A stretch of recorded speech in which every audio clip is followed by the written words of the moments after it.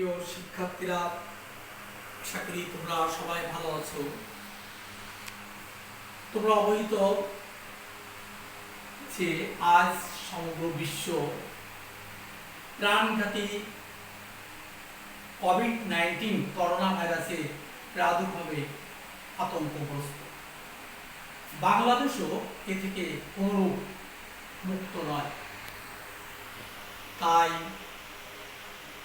তোমরা এখন সম্প্রতি দেখতে পাও যে প্রতিদিন যে হারে এই করোনা ভাইরাসের প্রাদুর্ভাবে যেমনটি বাড়ছে সংক্রমণের হার, তেমনই বাড়ছে মৃত্যুর সংখ্যা। তাই তোমাদেরকে এ সময় ঘরে থাকবে, সাবধানতা অবলম্বন করবে এবং মনে রাখবে, ভয় নয়, সচেতনতায় জয়। আজ আমি তোমাদের সমাজবিজ্ঞান তৃতীয় বর্ষে ধর্মের সমাজবিজ্ঞান কোর্সে কোর্স কোড 232005 এর রিলিজিয়ান ইন বাংলাদেশ অর্থাৎ বাংলাদেশের ধর্ম শিরোনামের উপর পাঠদান করব বা আলোচনা করব। তোমরা একটি ভালো মতো তোমাদের টেক্সট অনুসরণ করবে এবং অধ্যয়ন করার চেষ্টা করবে, তাহলে তোমরা এর সম্যক ধারণা আরো গুরুত্বপূর্ণ তথ্য জানতে পারবে। আজকের আলোচনায় যেটি আছে যে রিলিজিয়ান অর্থাৎ ধর্মের সমাজবিজ্ঞান,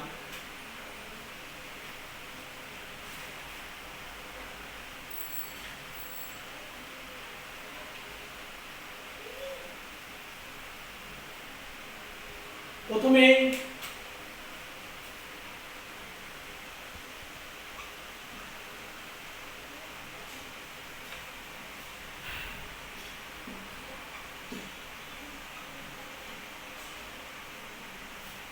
ধর্ম বা রিলিজিয়ান কি? ধর্ম হল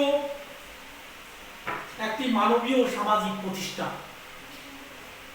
ধর্মের ইংরেজি প্রতিশব্দকে আমরা রিলিজিয়ান হিসেবে আইডেন্টিফাই করি বা শনাক্তকরণ করি এবং রিলিজিয়ান শব্দটি ল্যাটিন শব্দ হইতে উদ্ভূত। প্রত্যয়গত অর্থ বিশ্লেষণ করলে ধর্মকে বিশ্লেষণকে আমরা যদি পাই দ্বি ধাতুর সঙ্গে মন প্রত্যয় যোগে সংস্কৃতে ধর্ম শব্দটি উৎপত্তি। আদিম সমাজের প্রারম্ভিক সময় থেকে শুরু করে এবং বর্তমান কাল পর্যন্ত ধর্ম একটি তাৎপর্যপূর্ণ এবং গুরুত্বপূর্ণ বিষয় হিসাবে সবার কাছে এটি স্থান দখল করে আছে। সমাজবিজ্ঞানের একটি তাৎপর্যপূর্ণ এবং দিক হল ধর্ম, এবং এই ধর্মের আলোচনা প্রসঙ্গে বা এটাকে আলোচনা করতে হলে এর ঐতিহাসিক বিকাশও জানা দরকার বা আলোচনা করাও দরকার, যেটি আলোচনা সমাজবিজ্ঞানের জন্য অত্যন্ত গুরুত্বপূর্ণ। তোমরা জানবে ধর্মের মাধ্যমে সমাজবিজ্ঞানী মন বিশ্লেষণ করে দেখান কিভাবে ধর্মের এক স্থান থেকে অন্য স্থানে এর বিকাশ ঘটছে বা এটাকে কিভাবে এক স্থান থেকে আর এক স্থানে এটা স্থানান্তর হয়েছে, সে দিক নিয়ে এর বিকাশ দিক নিয়ে যে বিষয়ে যেটা আলোচনা করা হয় সেটাকে বলা হয় স্থানিক বন্টন বা স্থানিক এই যখন এই স্থান বা মাইগ্রেশন হয় তখন এটাকে বলা হয় স্থানিক বন্টন প্রক্রিয়া বা স্থানিক বন্টন। সুতরাং যেসব দেশে ধর্মের উৎপত্তি হয়েছে সেসব দেশের সামাজিক, অর্থনৈতিক ও প্রাকৃতিক দৃষ্টিভঙ্গির বৈশিষ্ট্য পর্যায়ক্রমে পরিবর্তন হয়। কাজেই ধর্মের এই ঐতিহাসিক বা স্থান পরিবর্তনের বা স্থানিক যে বন্টন, এটা বাংলাদেশের ক্ষেত্রেও এটাও একটা তাৎপর্যপূর্ণ বা একটা গুরুত্বপূর্ণ বিষয় হিসাবে সমাদৃত। বাংলাদেশের ধর্ম, আমাদের দেশ একটি স্বাধীন দেশ এবং বাংলাদেশের বৃহত্তম ধর্ম হচ্ছে ইসলাম, যেখানে মোট জনসংখ্যার 88.4% হচ্ছে মুসলিম এবং 9.6% হচ্ছে হিন্দু এবং অবশিষ্ট জনসংখ্যা বৌদ্ধ এবং খ্রিস্টান ধর্মের অনুগত। যুগ যুগ ধরে এদেশে ধর্ম ছিল আত্মপরিচয়ের একটি শক্তিশালী দিক, এটির মাধ্যমে মানুষ তার দিক নির্দেশনা হিসেবে ব্যবহৃত হত। অতি প্রাচীনকালও ধর্মই ছিল, যখন আদিম যুগ ছিল তারপর তখন থেকে শুরু করে ধর্মই ছিল মানুষের একমাত্র হাতিয়ার, বা মানুষের সকল ক্ষেত্রে তাদের পার্থিব জগতে অন্যতম একটা দিকপাল হিসেবে ভূমিকা পালন করে আসছে। সুতরাং এদিক দিয়ে বিভিন্ন সমীক্ষায় দেখা গেছে যে এমনকি 2003 সালের একটি সমীক্ষায় দেখা গেছে আত্মপরিচয়ের ক্ষেত্রে নাগরিকদের প্রথম পছন্দ ছিল ধর্ম, অর্থাৎ এই আইডেন্টিফিকেশন বা এই নাগরিকের এই এই পরিচয়ের মধ্যে দিয়ে তার সমস্ত বিষয়গুলো পরিষ্কার বা সম্পূর্ণভাবে ফুটে উঠতে হয়। সুতরাং এখানে একটা কথা বলা দরকার, সরকারি নথি বা যেটা বিধি রয়েছে সেটি দেখা গেছে যে ধর্ম হচ্ছে আমাদের এই জাগতিক বা এই পৃথিবীতে মানুষের জন্য একটি এমন একটি মডেল যেটি ছাড়া মানুষের পরিত্রাণের বা পরবর্তী কালে এটি মানুষকে মুক্তির অন্যতম একটা প্রক্রিয়া। সুতরাং আমরা বলতে পারবো যে আমাদের দেশে এই সকল মানুষই একটি না একটি ধর্মে দীক্ষিত। এখানে যে নাস্তিক বলতে যে কথাটা আছে তাদের সংখ্যা অতি মাত্রায় বা খুব নগণ্য পরিমাণ পরিলক্ষিত হয়। এখন জনসংখ্যার ভিত্তিতে বা ধর্মের বাংলাদেশের ধর্মের বৃহত্তম ধর্ম হিসেবে ইসলাম ধর্ম, সেই ইসলাম ধর্মের আমাদেরকে আজকের এই আলোচনার প্রেক্ষাপটে ইসলাম ধর্মের সম্পর্কে কিছু ধারণা তোমাদেরকে এখানে উপস্থাপন করা দরকার, যেটি সম্পর্কে তোমরা সবাই এটি সম্পর্কে জানো। তারপরও যেহেতু আমাদের বিষয়ভিত্তিক বিষয়ে এটি একটা গুরুত্বপূর্ণ স্থান দখল করে আছে, তাই আমাদেরকে এখানে কিছু আলোচনা এখানে স্থান পেয়েছে। সুতরাং তোমরা জানবে জনসংখ্যার প্রায় 88.4% হচ্ছে মুসলিম এবং তাদের অধিকাংশই বলা চলে। আমাদের মুসলিম সম্প্রদায়ের ভিতরে দুইটা সম্প্রদায় পরিলক্ষিত হয়, একটা শিয়া আর একটা সুন্নি। কিন্তু এই 88.4% মধ্যে অধিকাংশই আমাদের দেশের মুসলমানরা তারা সুন্নি, এবং যারা শিয়া সম্প্রদায়ের আছে তারাও বলা চলে তাদের সংখ্যা অতি নগণ্য, এবং তাদের বসবাসরত অবস্থানও দেখা যায় শহর কেন্দ্রিক, এবং তারাও দেখা যাচ্ছে অনেক ক্ষেত্রে দেখা যায় যে সুন্নিদের সাথেই মিশেই আছে আর কি, এবং এদের সংখ্যা এত সীমিত যে সেটি কাউন্ট করাও অত্যন্ত কষ্টকর সাপেক্ষ ব্যাপার। 1971 সালের পর সরকার জনসাধারণের ধর্মীয় জীবনের এই অবস্থানটাকে আরো শক্তিশালী করার জন্য বা ধর্মীয় জীবনটাকে আরো ভালো মতো এটির কার্যক্রম রূপ দেওয়ার জন্য ধর্ম মন্ত্রণালয় বিভিন্ন ক্ষেত্রে মানুষের এই মুসলিম সমাজ ব্যবস্থায় বিভিন্ন বা ধর্মীয় অনুভূতিকে আরো জাগ্রত করার জন্য ধর্ম মন্ত্রণালয় বিভিন্ন পদক্ষেপ গ্রহণ করে। যে পদক্ষেপগুলোর মধ্যে দিয়ে দেখা যায় যে মুসলিম সমাজ ব্যবস্থাও তাদের ধর্মীয় যেসব নীতি বা বিধান আছে সেগুলো পালন করার জন্য সহজ করা হয়। যে ক্ষেত্রে দেখা যায় ধর্ম মন্ত্রণালয় এই ক্ষেত্রে বিভিন্ন সহায়তা দিয়ে থাকে, যেটি অন্যতম সহায়তা হিসেবে আর্থিক সহায়তা। অর্থাৎ 1971 সালের পর থেকে ধর্ম মন্ত্রণালয় এই দিক দিয়ে যে গুরুত্বপূর্ণ ভূমিকা পালন করে আসছে, সেক্ষেত্রে বিভিন্ন মসজিদ নির্মাণের জন্য আর্থিক সাহায্য দিয়ে আসছে, এবং সে আর্থিক সাহায্যের প্রেক্ষিতে দেখা যায় যে মসজিদ নির্মাণে মানে অতিতর মুসলিম জনগোষ্ঠীর জন্য সহজতর হয়। পরবর্তী সময়ে আরো দেখা গেছে এই ধর্ম মন্ত্রণালয়ের সহায়তায় আরো দেখা গেছে বিভিন্ন জায়গায় মসজিদের জায়গা বরাদ্দ বা জমি বরাদ্দ দেওয়া হয়েছে এবং পরবর্তী সময়ে এটিকে আরো মানে সুন্দরভাবে প্রতিষ্ঠিত করার জন্য বা ভালোভাবে এটার অবস্থান তৈরি করার জন্য ধর্ম মন্ত্রণালয় আরো হাজিদেরকে বিভিন্ন বছর তাদের সৌদি আরবে হজ করার জন্য অনেক সুযোগ সুবিধা ব্যবস্থাও সুবিন্যস্ত করেছে এবং যে সুযোগ সুবিধার মাধ্যমে যেটাকে ব্যালটের মাধ্যমে এই মন্ত্রণালয় তাদেরকে হজের ব্যবস্থা করে থাকে আর কি। এছাড়া আর একটা দিক রয়েছে যেখানে ধর্ম মন্ত্রণালয় কর্তৃক পরিচালিত হয়, সেটা হচ্ছে ইসলামিক ফাউন্ডেশন। এর অধীনে বিভিন্ন ধর্মীয় গবেষণা কাজও পরিচালিত হয় এবং ধর্মীয় বিভিন্ন পুস্তক মানে যেগুলো মানুষকে আরো ধর্ম সম্পর্কে জ্ঞান দানের জন্য বা উচ্চতর বিষয়ে ধর্ম সম্পর্কে জানার জন্য বিভিন্ন দিক নির্দেশনাও সেখানে দেওয়া আছে এবং যেগুলো এইসব গবেষণা বা রিসার্চের মাধ্যমে তারা আরো অনেক কিছু জানতে পারবে। এবং এখানে আরেকটা দিকও দেখতে হবে যে এই ধর্ম মন্ত্রণালয়ের অধীনে বা ইসলামিক ফাউন্ডেশনের অধীনে আরেকটা বিষয়, সেখানে যারা ইমাম তাদেরকে প্রশিক্ষণের ব্যবস্থাও রয়েছে, যে প্রশিক্ষণের মাধ্যমে তারা যাতে ধর্মীয় বিধান বা নীতিমালা এগুলো যাতে সুষ্ঠু সঠিকভাবে বাস্তবায়ন করতে পারে বা কার্যকারিতা করতে পারে, সেক্ষেত্রে প্রতিনিয়ত তাদের এই ট্রেনিং বা প্রশিক্ষণ দেওয়ার ব্যবস্থা রয়েছে। এই প্রশিক্ষণের মাধ্যমে তাতে যারা উদ্বুদ্ধ হয় এবং সেই উদ্বুদ্ধকরণের মাধ্যমে তারা মানুষদেরকে আরো ধর্ম সম্পর্কে অনুপ্রাণিত করতে পারে এবং এটি মানে আরো একটা উল্লেখযোগ্য সহায়ক ভূমিকা পালন করে।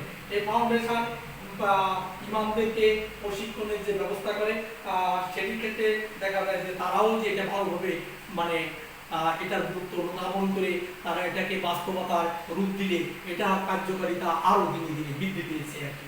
পরবর্তীকালে 1984 সালের দিকে সরকার জনগণের ধর্মীয় জীবনের জন্য ভূমিকা পালন করার জন্য জাকাত ফান্ড নামে একটি কমিটি গঠন করে, যেটি প্রয়াত প্রেসিডেন্ট হুসাইন মোহাম্মদ এরশাদ এই জাকাত ফান্ডের প্রথম চেয়ারম্যান ছিলেন এবং ইনি প্রথম এই জাকাত ফান্ড প্রথম এই কমিটি গঠন করেন এবং এই কমিটির ফান্ডের মাধ্যমে স্বেচ্ছায় জনগণের জাকাত জমাদানের ঘোষণা দেওয়া হয় এবং এটি ধর্মীয় অনুপ্রেরণার এবং ধর্মীয় বিধানের অনুপ্রেরণা হিসেবে একটা চাবিকা মানে মূল গুরুত্বপূর্ণ দিকের অন্যতম একটা বিষয় হিসাবে এখানে ধরে নেওয়া হয়েছে।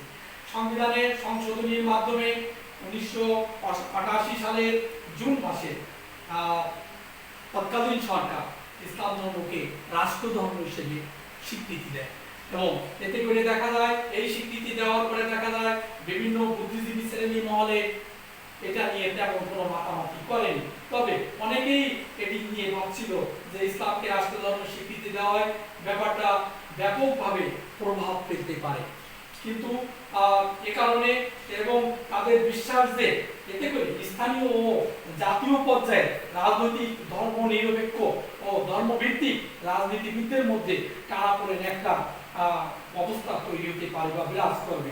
কিন্তু ইসলাম ধর্মের উল্লেখযোগ্য এই সবগুলো হওয়ার পরে দেখা যাচ্ছে যখন রাষ্ট্রীয় ধর্ম ঘোষণার পরে এখানে বুদ্ধিজীবী মহলে তেমন টানাপোড়েন বিষয়টা না হলেও তৎকালীন সময়ে বিভিন্ন বিশ্ববিদ্যালয়ে হালকা বা সামান্য উত্তেজনা বিরাজ করতে দেখা গেছে। পরবর্তীকালে এটিও আবার সরকারের নিয়ন্ত্রণে চলে আসছে। এসব ক্ষেত্রে দেখা যায় যে এই যে ধর্মের রাষ্ট্রধর্ম বা ধর্মীয় বিধান এগুলো দেখা যাচ্ছে প্রতি ইসলাম ধর্ম তাদের প্রতিটা মানুষের জন্য ধর্মীয় বিধান পালনের জন্য একটা মডেল বা একটা গুরুত্বপূর্ণ দিক হিসেবে ভূমিকা নিয়ে আসছে। এখন আরেকটা দিকও এখানে আমাদেরকে ধর্মীয় উৎসব বা ফেস্টিভ্যাল যেগুলো আছে সেগুলো দিক দিয়ে মানে আলোচনা করতে গেলে দেখা যাচ্ছে যে ইসলাম ধর্মের উল্লেখযোগ্য ধর্মীয় অনুষ্ঠানগুলোর মধ্যে রয়েছে ঈদুল ফিতর, ঈদুল আজহা, ঈদে মিলাদুন নবী, শবে কদর ইত্যাদি অন্যতম।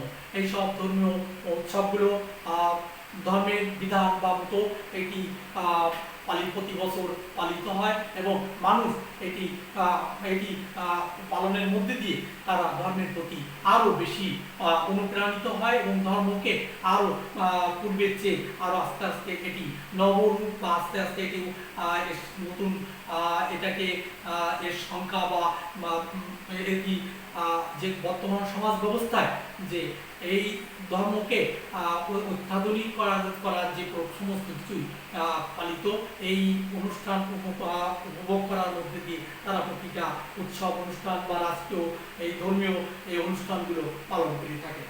এখন আমি আরেকটা বিষয় আলোচনা করবো, সেটা হচ্ছে বাংলায় ইসলাম বিস্তারের পটভূমি।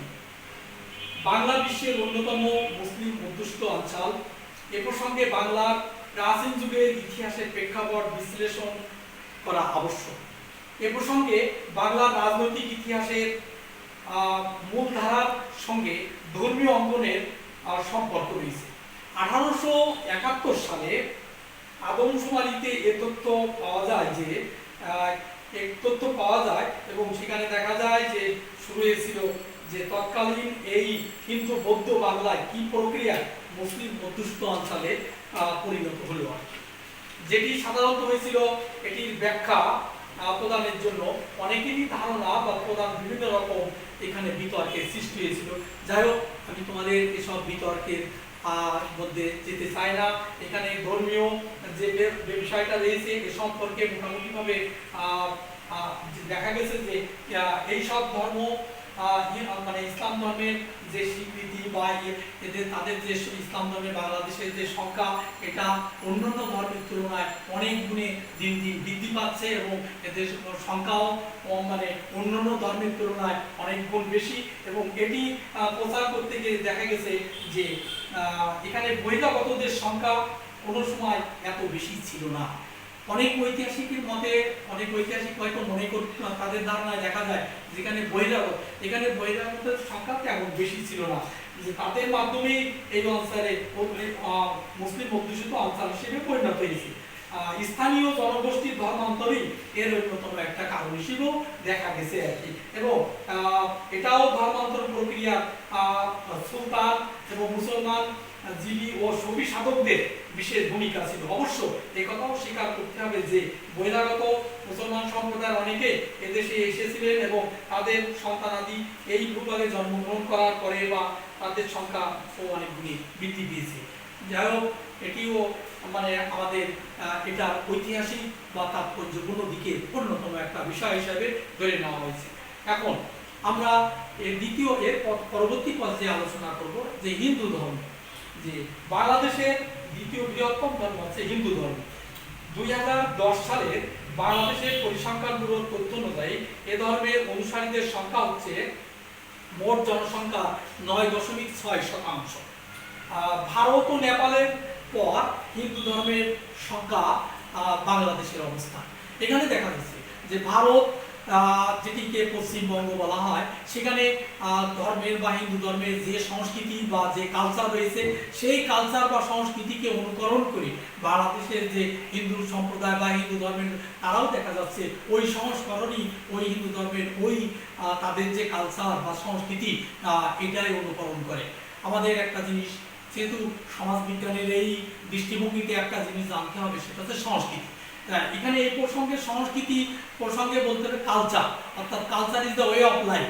আমাদের জীবনের চলার পথই সংস্কৃতি, অর্থাৎ এই সংস্কৃতির মধ্যে দিয়ে দেখা যায় প্রতিটা মানুষের জীবন প্রণালী গড়ে উঠেছে।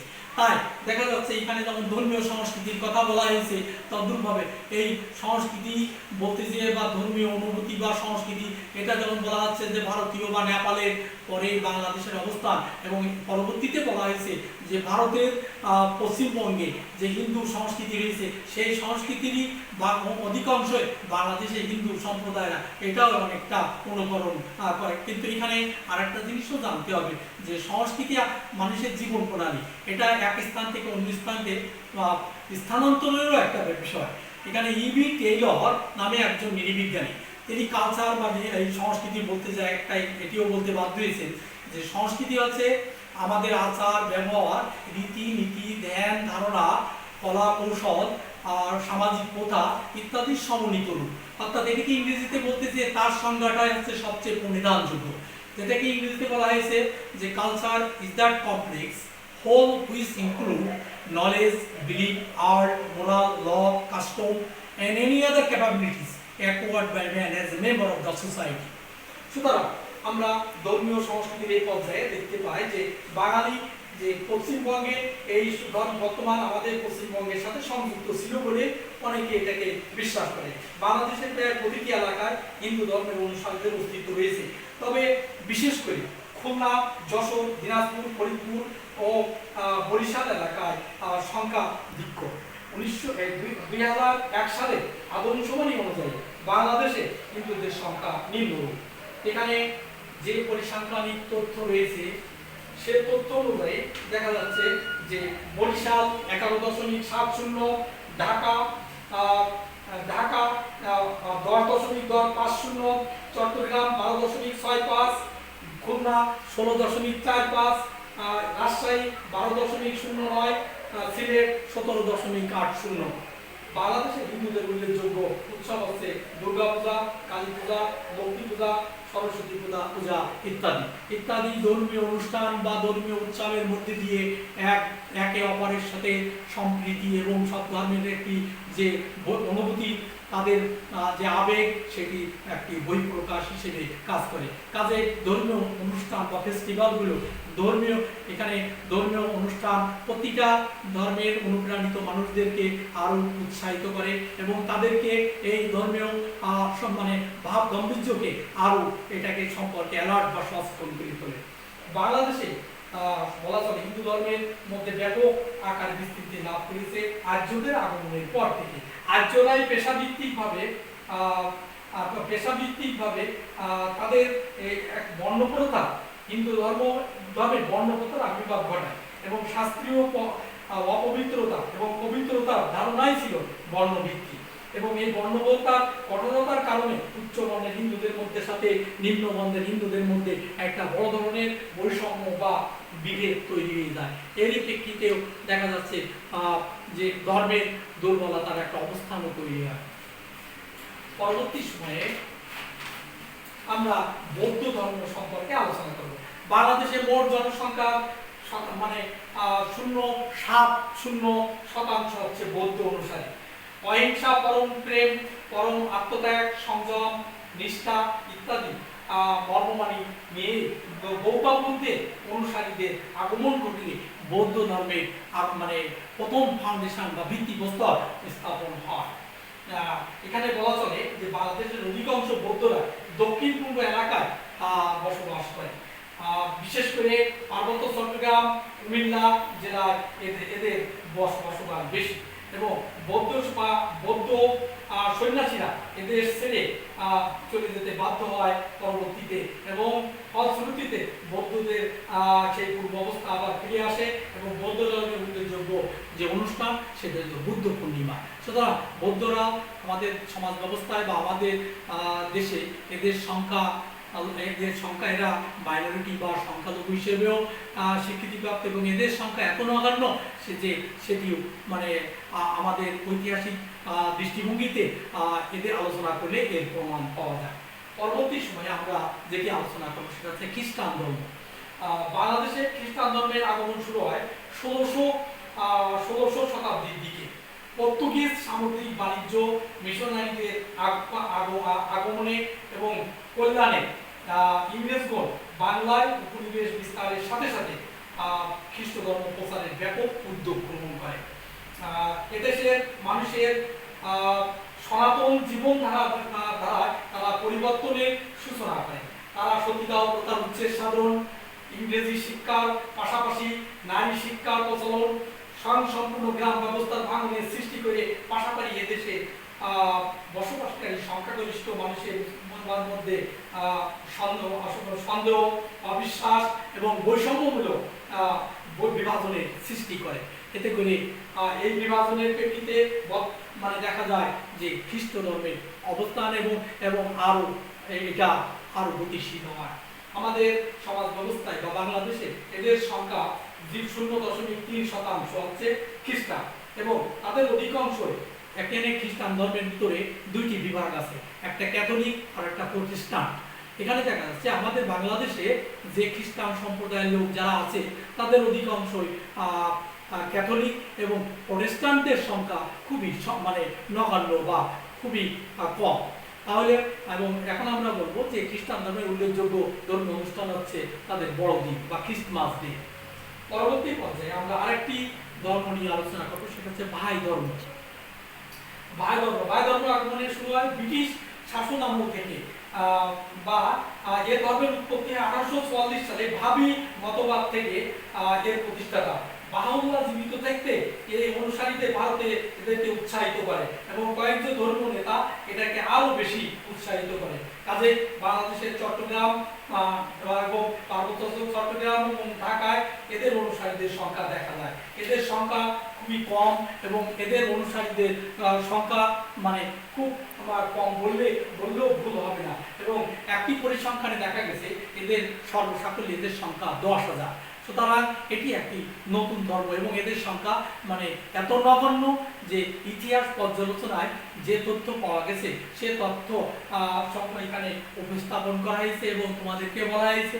যাই হোক, ধর্ম সম্পর্কে এবং বাংলাদেশের প্রধান প্রধান ধর্ম সম্পর্কে তোমাদের কিছু দিক নির্দেশনা দেওয়া হলো। তোমরা এগুলো সম্পর্কে অনুধাবন করবে এবং এটা অনুসরণ করবে, করলে এটা সম্পর্কে আরও জানতে পারবে।